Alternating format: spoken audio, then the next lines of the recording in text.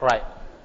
So last week we stopped at this particular slides where I tried to give you some comparisons of some specifications of video cam for a few relatively recent camcorder. Right. So now I'll try to play you a short videos on camcorder to give you a feel about what kind of features that can be provided by the camcorders nowadays. Right, you can set it down, please.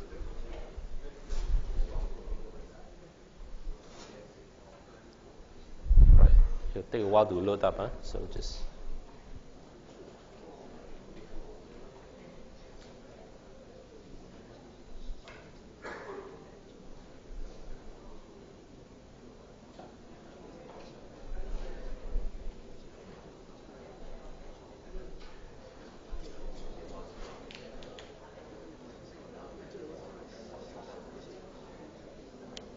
Right, okay.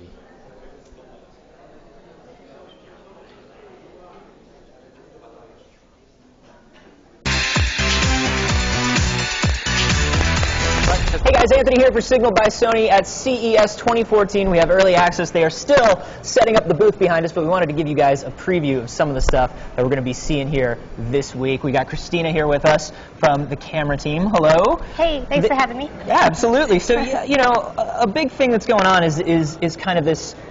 We want to get 4K into more people's hands, right? We want more people to be able to enjoy 4K. So you guys have made some pretty big announcements. Right now we're about to make a really big announcement at the Consumer Electronics Show for the new FDR AX100, which I brought one with me.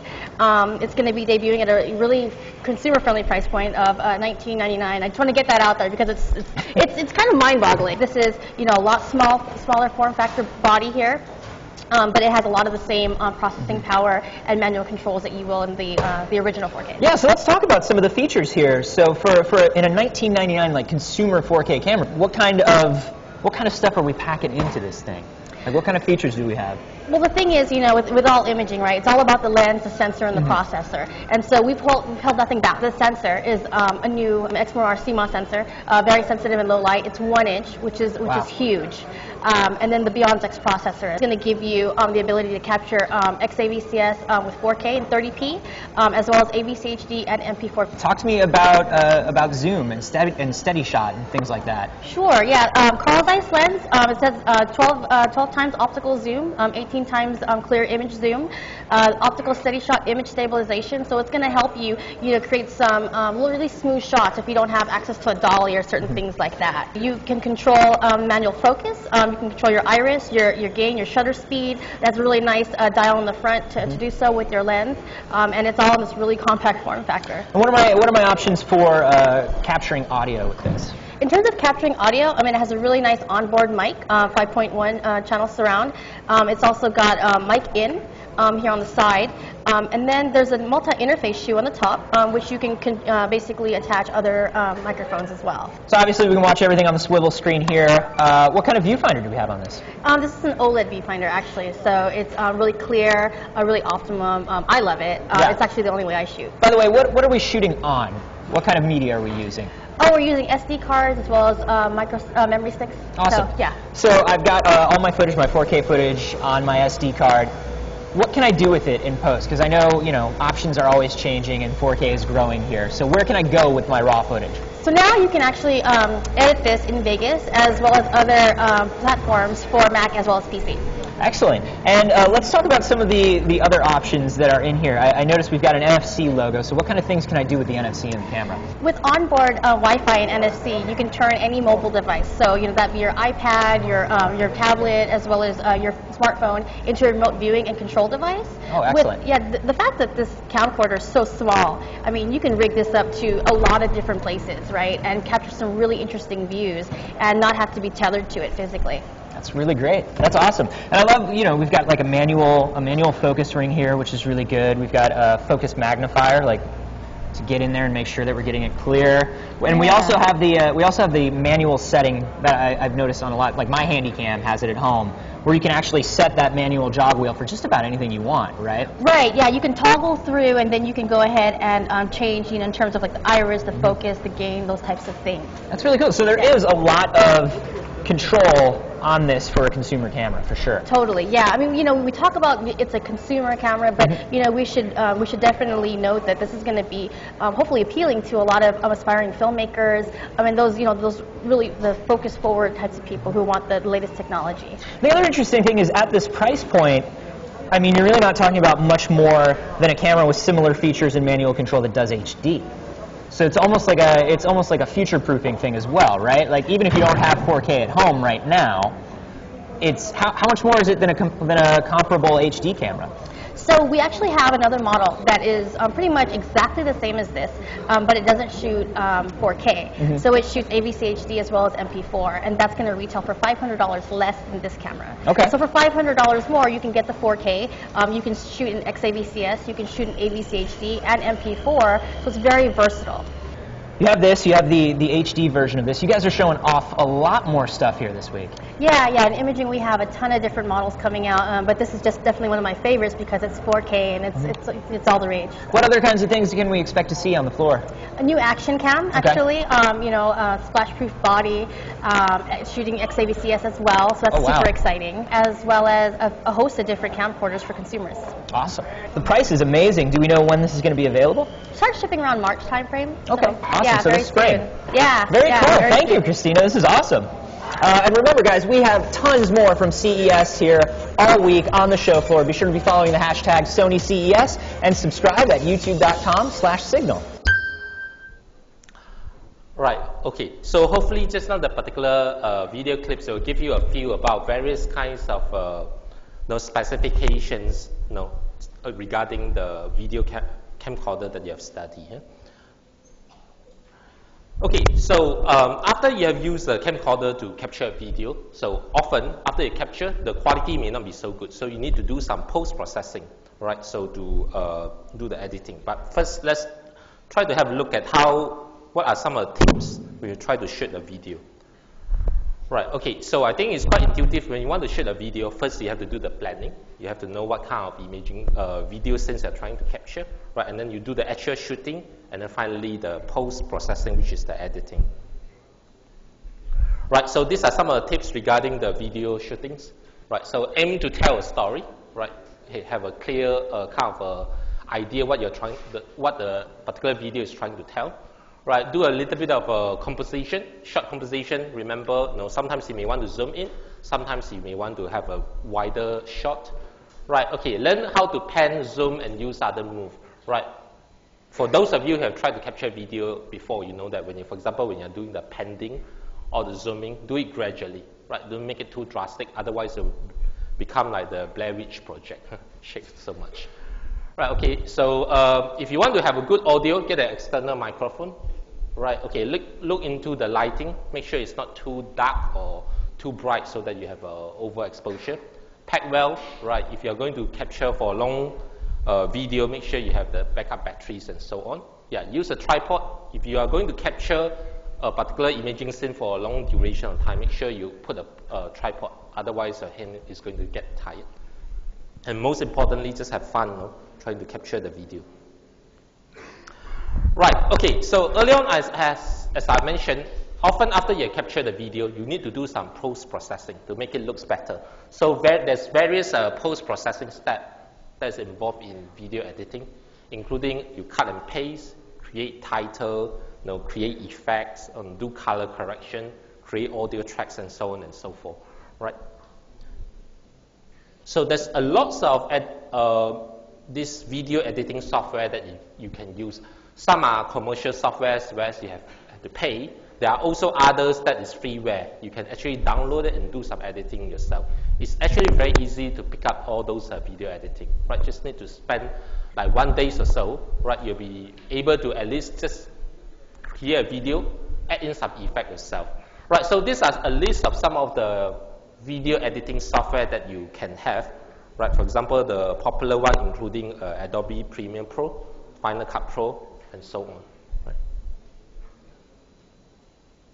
Right, so one of the things, after you have captured this video yourself, right, why in recent years video capturing is becoming so popular is because a lot of the content that we capture, we can share with the others. So that's why with that, you have the emergence of of popularities of various video sharing portals. So many of you are probably already know YouTube. You have watched lots of videos, even movies, free movies on YouTube. Right, some of the less commonly seen, some of you probably have heard of, but it's not so popular in the context of Singapore, including like Hulu, right, Meta Cafe, Vimeo, and so on. So actually there's a large list of video sharing portals where people share their capture video. Right, so YouTube, all of you are familiar with it already. This is one of the video sharing portal. Okay, the Hulu. Right, if you have not done it, tonight go home, give it a try. You may find it quite interesting. Right, each of them offer more or less the same functionality, but some of them have some special feature that will probably just be of interest to you. Right, okay, the next thing we're going to look at is some other different variants of video capturing devices. So one of them is a video cam. So every one of you know video cam, right? So in front of most of your notebook or your iPad, you have the video cam.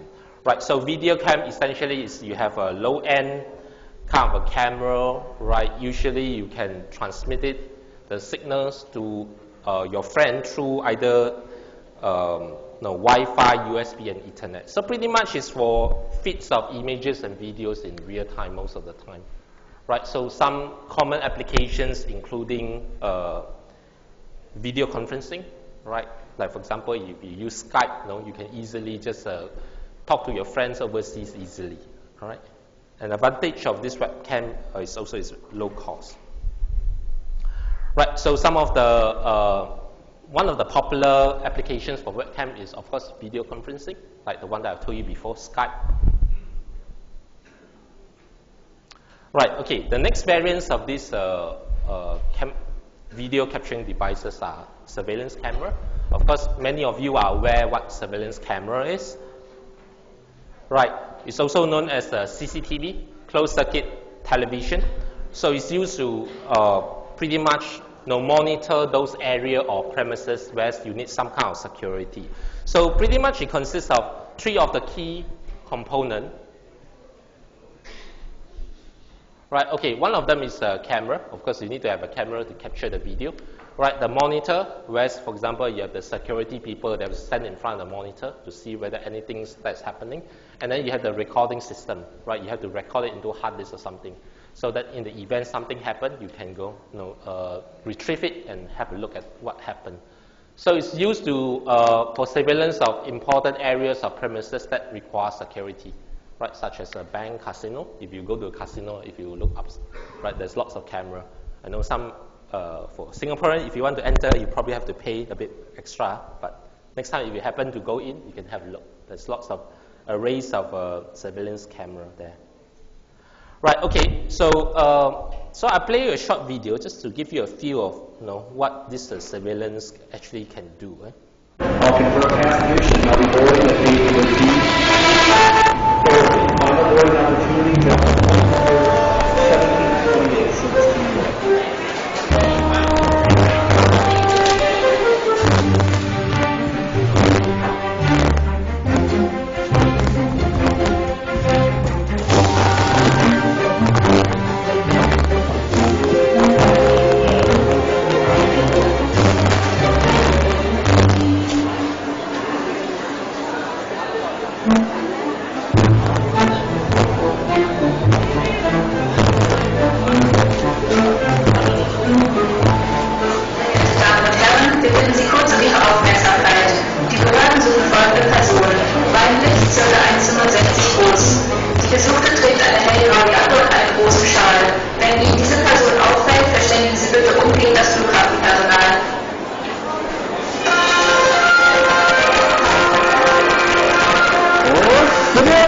Guten Morgen, meine Damen und Herren, ich begrüße Sie zu den N24 Breaking News. Die Polizei bittet um Ihre Mithilfe. Dringend gesucht wird diese Frau. Sie befindet sich seit gestern Vormittag auf der Flucht. Die Verdächtige ist ca. 1,65 Meter groß, hat dunkelblondes, lockiges Haar und trägt eine helle Jacke. Die Flüchtige gilt als unberechenbar und äußerst gefährlich. Bitte versuchen Sie nicht, die gesuchte Person festzuhalten oder gar anzusprechen. Für Hinweise zur Ergreifung der Verdächtigen wählen Sie bitte die unten eingeblendete Nummer. Wir melden uns wieder zu den Hauptnachrichten zur neuen Stunde und bis dahin noch einen schönen Tag.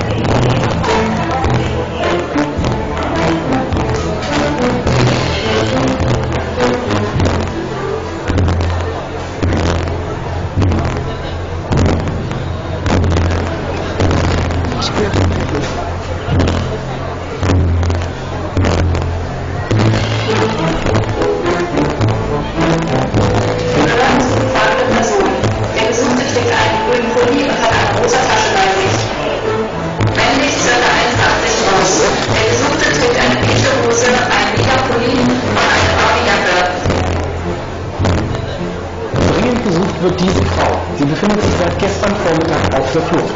Die Flüchtige gilt als unberechenbar und äußerst gefährlich. Guten Morgen. Sehen Sie gestresst? Wie sehen Sie gestresst aus? Da hätten wir was für Sie.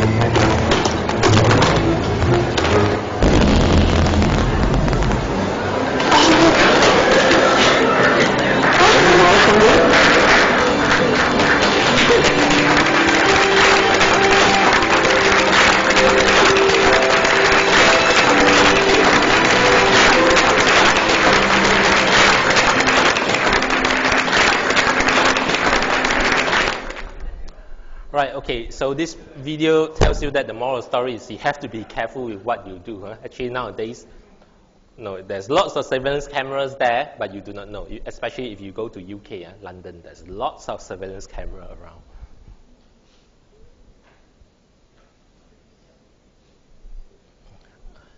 Oops.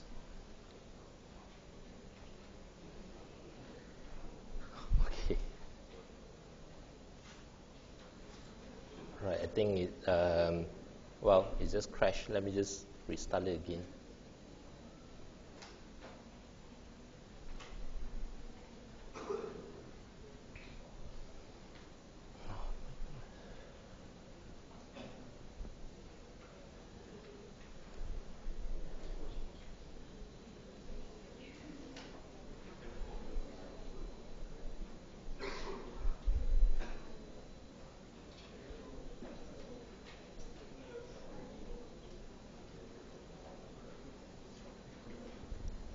All right, okay.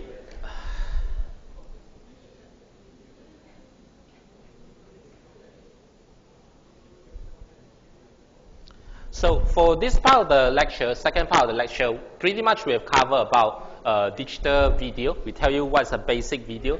Video is nothing but a sequence of frames. Right, we also cover things such as the, Right, okay, digital camcorder, the structures as well as the concept, and talk about some of the selected functionalities. So there's also other video capturing devices such as a webcam, surveillance camera, and etc. Right.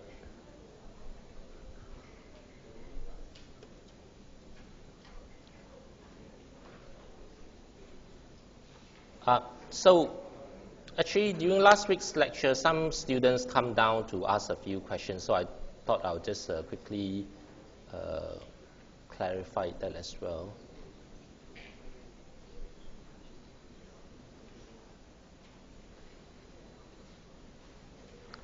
Yeah.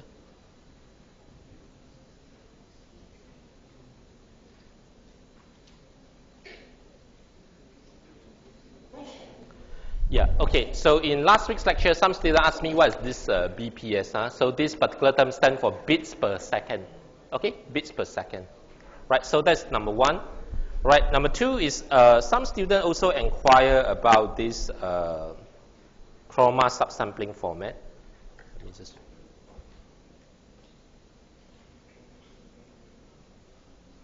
Yeah. Yeah, some students inquire about this chroma subsampling format. So actually, I did a quick look at this Wikipedia, and then they actually have another diagram that probably will make your understanding of the chroma subsampling a little bit easier. So this is actually the same thing about the chroma subsampling that I mentioned to you before, except now they try to show it in this particular color. Right, so the idea of chroma subsampling is because, as we mentioned before, our eyes are more sensitive to luminance component and less sensitive to chrominance component. So in order to perform compression, Therefore, you can afford to perform subsampling at the chrominance plane. Right, so that means you only keep a small subset of pixels at the chrominance channel. Right, okay, so there's a few ways you can proceed, or a few different ways you can perform this chroma subsampling. A few popular ones, for example, 411, 420, and 422. Right, so for 411, what it means is that, right, suppose you have this 2 by 4 pixel block here. Right, so for 411 chroma subsampling format, as I mentioned to you before, for this luminance plane, each of the pixel, you still retain it. You don't subsample. Okay? But for 411, for each of the CB and CR plane or channel, right, every 4 horizontal sample, you only keep 1. Okay? Every 4 horizontal sample, you only keep 1. Okay? So this is what you call 411 chroma subsampling. And for 420, okay, again, for example, this particular 2 by 4 image block here, each of the pixels in the luminance plane, you do not subsample. You keep all of them. Right, but for the chrominance plane, for each CB and CR, every 2 by 2 block, you keep 1 sample. Every 2 by 2 block, you keep 1 sample. Right, so this is the 420 chroma subsampling. And for 422, if you still remember, right, for example, this is one typical 2 by 4 block.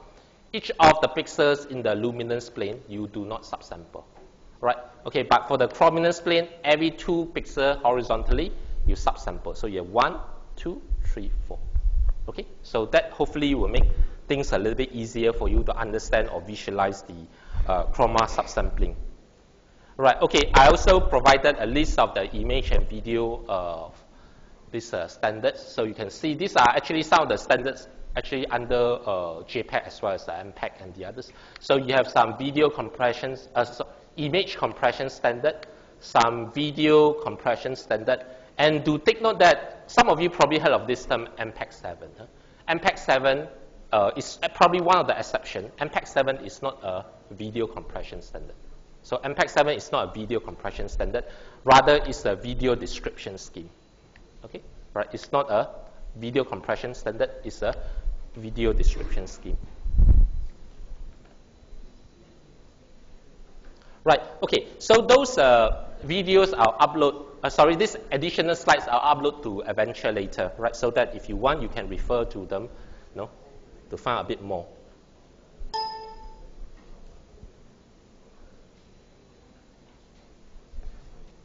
Right, okay, so next we are going to look at the third part of the topic. Right, okay, so this is the third part under my care. It's called a home entertainment system. Right, so these are a list of references. If you are interested, you can either go to any of these references or you can go to Google to find out the information. Right, so under the home entertainment system, we are going to cover the following things. So first of all, we are going to look at the home theater components, right? And then afterwards, we are going to look at TV. Under TV, we are going to look at different types of TV, right? Including the old CRT TV, right? The plasma, the LCD, the LED TV, as well as the 3D TV. So at the end of this part, at least you have some idea about each of these different types of TV, the technology behind, and what are the pros and cons. Right, and then we'll be looking at the audio equipment, okay, the media players and some storage devices, the gaming console including PS3, now it's PS4, Xbox, and so on. And then finally, we'll be looking at one video compression standard known as MPEG. Right, so a typical home theater system may look something like this. So first of all, you have this particular source. Right, this is where the particular video or the audio's information are coming from. So it can be coming, for example, from your DVD player or your media players or digital set-top box that you have. For example, either Mio TV or your StarHub set-top box. So this particular information typically will be fed to an AV receiver.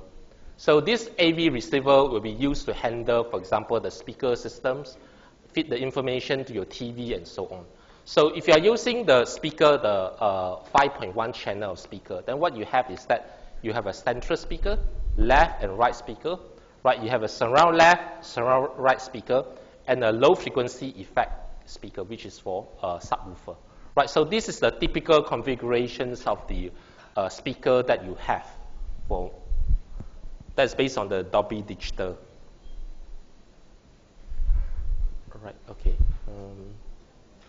Right, so under the home entertainment components, we'll be looking at the following. I think we have mentioned just now some of them before. So let's just quickly recap. We are going to look at, first of all, the TV, right? Different types of TV, the audio equipment, different kind of speaker, the AV receiver, just now as I mentioned, sources, different types of player like DVD players, media players, and so on. Different gaming console, right? Xbox, PS, and different types of video connections. Right, so the first thing we're going to look at is the TV and display. Right, so what we're going to cover is, first I'll give you a quick overview of some of the typical structures of different types of TV, and also briefly explain about the concept. And then there's a few different types of TV we are going to look at quickly. The first type is the CRT types of TV. Right, so this is the traditional TV, the cathode ray tube TV, the very big, bulky TV that your parents used to watch. Right, and then the projection TV, right, okay, and then the flat panel. Under a flat panel, you can have things like the plasma, the LCD, and the LED.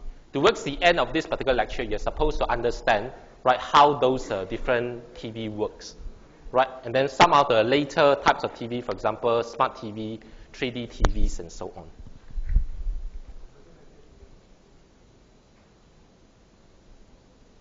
Right, okay, before we go into that, let's try to briefly go through the basic concepts or the terminologies involved in TV so that every one of you will be on the same page and understand what those terms are referring to. So the first one is screen size. I think it's quite easy to understand. Resolution, right, okay, anyway, later on we'll come to each of the point and then I'll show you a slide and it'll become quite clear what they are referring to. Right, so the first thing is screen size. Right, this is an important parameter when you try to buy a TV. Usually when you go to a shop, the most important thing you ask is that whether you want a 40-inch TV or 60-inch TV, right, or even bigger. Right, resolution is another thing because this will affect how good the visual quality of your videos or images. Right, different scan type and the rate, refresh rate, aspect ratio, right, contrast, viewing angle, how far you can sit while still having a good view, right? The power consumption, right? If you leave your TV on 24 hours a day, then probably this is one factor you need to consider, right? Different types of definition, standard definition, HD definition. So those are some basic concepts and terminologies that you should know before you look further into a TV. Right, the first thing is screen size. When someone tells you that, I'm buying a TV of 40-inch or 60-inch, right, this particular dimension actually refers to the diagonal length, right, from this end to this end. Right, okay, so for OTV is usually this ratio is 4:3, right, so you can see its shape is a little bit more of this kind of ratio, right, the aspect ratio. Whereas for HD TV nowadays, most of the time is 16:9, the aspect ratio. Right, okay? So when you buy a TV, it's not necessarily that a bigger screen is better. Really, it have to come into the context. If, for example, your sitting room, nowadays, the housing price is really, really expensive. Yeah, if you have been to some new condo, you can see some of their living room actually is very, very small. So if the sitting room is very small, from one wall to end is very small, you better don't buy a very big TV. Otherwise, it's going to be very stressful. So in short, what I'm trying to say is that bigger screen need not necessarily be better. It really have to depend on how far you are sitting away from the TV, right? Okay, so if the distance is short, better don't buy too big a TV, right? Okay, I think that one is quite self-explanatory. Right, the next important thing when you buy a TV is a display resolution. So this is very important. Why is display? First, what is a display resolution? So display resolution is a total number of pixels that can be supported by a TV. Right, the total number of pixels that can be supported by a TV. That's known as a display resolution. So for example, when you go to buy a TV, or when the salesperson tell you that, right, this particular TV has this resolution, 1280 by 720. By now, you should know, because after last week's lecture, you should know, 1280 refer to the number of pixels across, okay? And 720 refer to the number of lines below, okay? So this is nothing but telling you the resolutions that can be supported by a TV here. So generally speaking, the higher the resolution, the better the quality, right? I think that one is quite intuitive. So if you look at this particular example here, you can see that if the particular object is small, right, or if you are sitting far away from the TV, right, usually the resolution does not play such a great, it's not such a great issue. You can see these are the two images with different resolution. Obviously, this particular image has a higher resolution than this one. But when they are small, your eye really cannot tell too much difference, okay? Or when you are further away from it, it doesn't make too much of a difference. But if you are sitting close to it, or if the particular image is very big, then resolution does play a role. You can see higher resolution will give you, obviously, much better qualities than those resolution images. Right, on top of that, there's also two types of resolution you need to pay attention. One is called display resolution. The other is called input resolution. I'm not sure whether any one of you has gone to buy this HD TV before. So many years back, when you go to a particular shop, when you try to buy a HD TV, you notice that, wow, when you try to watch the program in a shop, the picture looks really, really nice, very crispy and so on.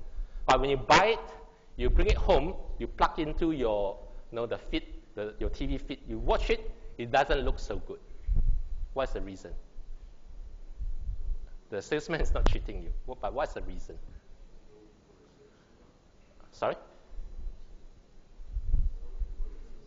Yeah, the reason is that for a particular TV to give you really high quality video, it depends on two things.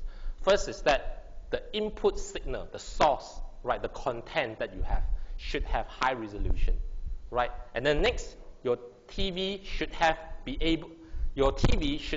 display resolution that's able to support it, right? So there's two things in order for your TV to have a good, high quality, crispy images. One is the input signal should be good, should have high resolution. Second is that your TV display should be able to support high resolution. So just now the example that I told you before is that when you try to see the program in a shop, right, that's because you can see the quality is very good. It's because the input source they use a very high resolution input source. That's why you see everything is very sharp and clear. But when you go home, during the old time, probably a few years back, right, when this StarHub is not using the HD signal, you see that because the input signal resolution is not so good. So even though your TV is good, but if the input signal is no good, it cannot show very good quality image. So because of that, that's why what I mean is that there's two types of resolution you have to take note of. One is a display resolution. So this is the resolution that can be supported by your TV. The other is the input resolution. So this is the resolutions of the input video source that you are feeding into your TV. Right, okay, the next thing is that we are going to look at the scanning type. So typically for TV, there's two types of scanning type. One is known as interlace, the other is progressive. So for interlace, what you do is that you scan the top view first, the blue line, followed by the bottom view, the red line here. So you scan for example, the odd number line, followed by the even number line. So if you scan the video that way, it's known as interlace, right? As opposed to that, if you scan every single line in a video, it's known as progressive. So that's the difference between interlace and progressive. If you think about it, obviously, progressive is going to be giving you higher quality video than the interlace. Interlace sometimes will have these problems, the flickering effect here. When you use interlace, sometimes you'll see something like this. This is because of the interlace scanning. Right, so you may ask if this progressive scanning is always better than interlace, why do you want to still use interlace? That's because the amount of information you need to transmit is less, right? You only need to transmit the top field first, followed by the bottom field, right? Okay, so the bandwidth that is required for this is less than this, even though the quality is a little bit lower as well. Right, okay, so just now we have explained about two different scanning types, the interlace versus the progressive. The next term is the scan rate. So you have learned from your previous lecture that a video, what's a video? A video is nothing but a sequence of frames that you play so quickly that give you the impression of movement. Right, therefore, how many frames you play right in a second is important, because if the video contains fast movement, then your frame rate has to be fast. Otherwise, your eyes will start to see gaps in between. Right? You start to see the movement is a little bit ragged, not so smooth. Right? So this is the term that's referring to how fast you play the video, right, in a particular frame, in 1 second. So scan rate is how often a picture is redrawn on the screen per second, or how many frames you play in 1 second. So it can be measured either in terms of the number of frames per second, okay, or the number of field. Because just now, as you have seen for interlace, you scan the top field first, followed by the bottom field. Right, so for PAL standard, usually it's about 25 frames per second. Right, okay, it's used in countries such as Australia and Singapore. And NTSC is at the rate of 30 frames per second, okay, used in US and Japan.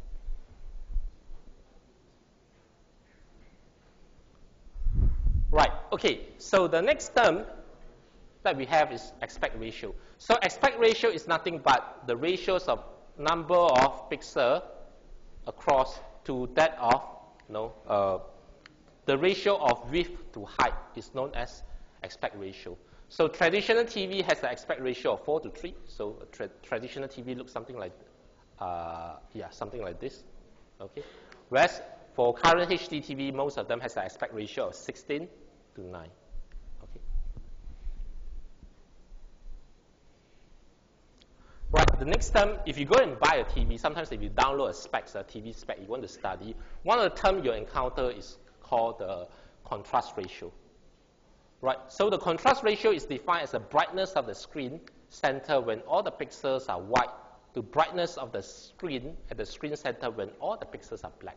So pretty much you want to just see that when the screen is all white versus when it's all black, what is the ratio?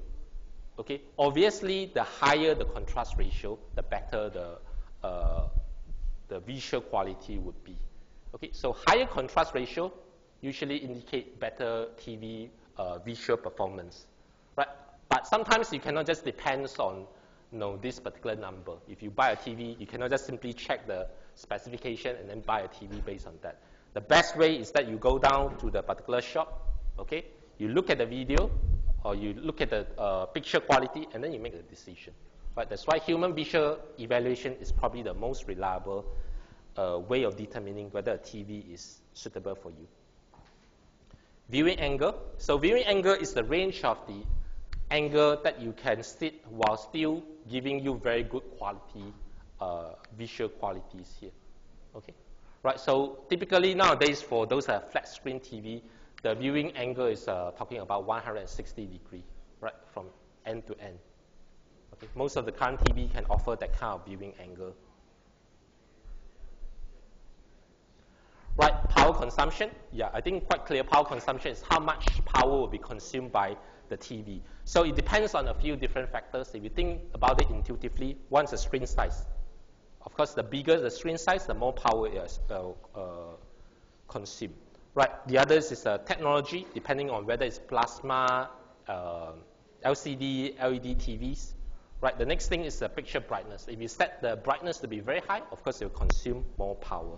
Right, so a quick comparison of some of the powers. You can see for average plasma of the same size and resolution, takes about 300 watts.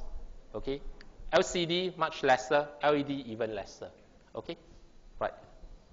So that's a relative comparison between the power consumption for some of the devices.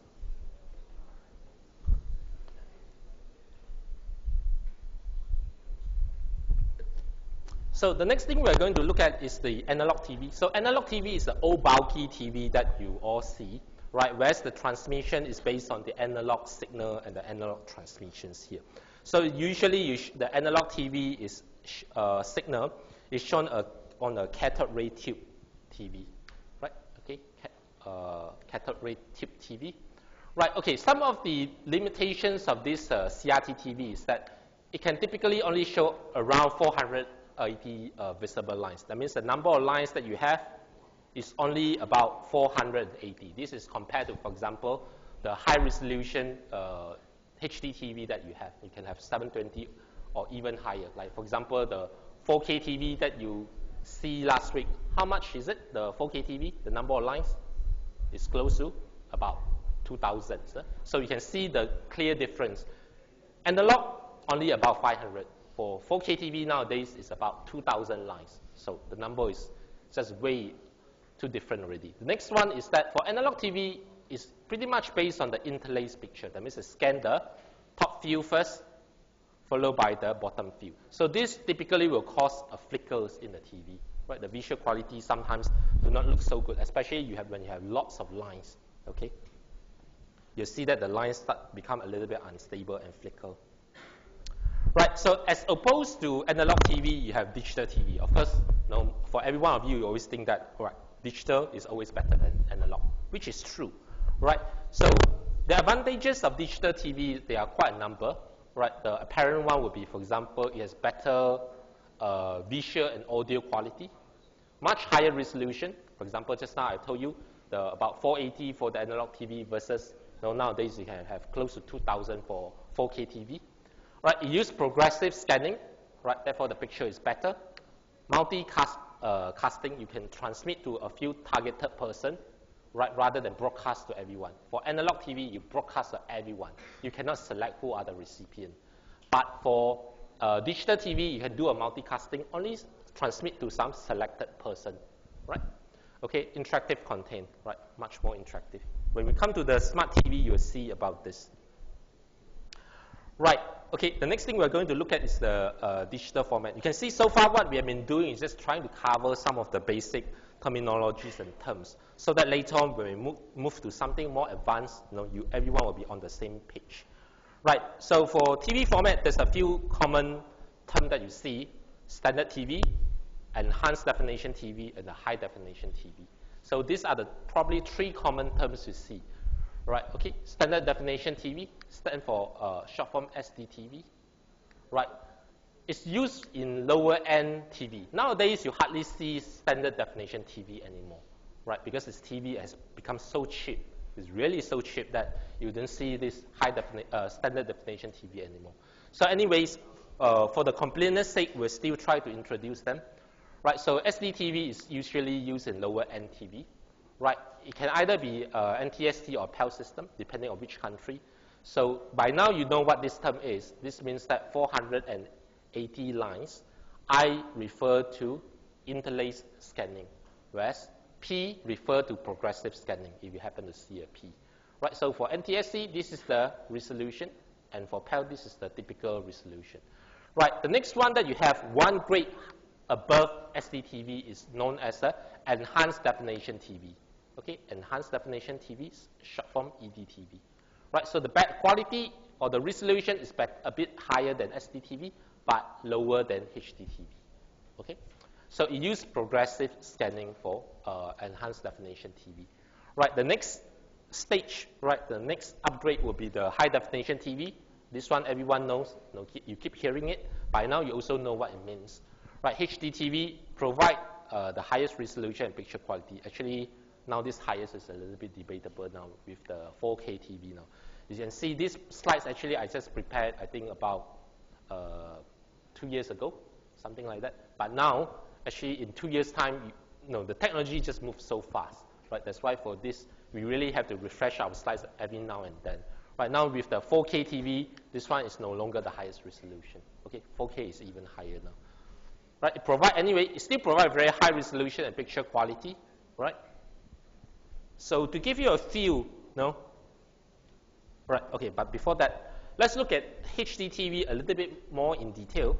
So HDTV TV means that it contains the following. It can display at least one of the following resolution. When you say a TV is HD TV, it should satisfy these three conditions. Huh? The first one is it can display at least one of the following resolution, 720p, right? Most of the time we do not memorize this because this is too many figures already, right? So usually we just say, okay, 720p or 1080i or p, that kind of thing, right? Because once you fix the number of lines that you have, the resolution is quite clear what it is. Right, okay, so for HD TV, it can display at least one of the following resolutions, 720p, which means 720 line multiplied with this width across, with progressive scan. By now you know P refer to progressive. Or this particular resolution, 1080i, this refer to the resolution, and I refers to the interlace. And the third one that it can support is 1080p. That means with this resolution and this progressive scan. So when someone tells you that it's a full HD, sometimes when you go and buy a TV, someone says, wow, this TV is very good. It can support full HD. Right? So what's the difference between HD and full HD? So HD, it can support any of this resolution is known as HD. Right? But for full HD, it can actually is referring to this particular resolution with progressive scan. So for this combination, it's known as full HD. So now you can probably go to see your girlfriend or boyfriend and try to impress them. You know what, at least what a full HD is now. All right, okay, HD TV usually has this ratio of aspect ratio of 16:9. It also has a built-in digital tuner. Right, to give you a quick feel about the relative resolution of different TV size. Standard definition is somewhere around here. Okay, there's a few variants depending on whether it's NTSC or PAL. Right, enhanced definition is a little bit bigger here. You can see this enhanced definition TV.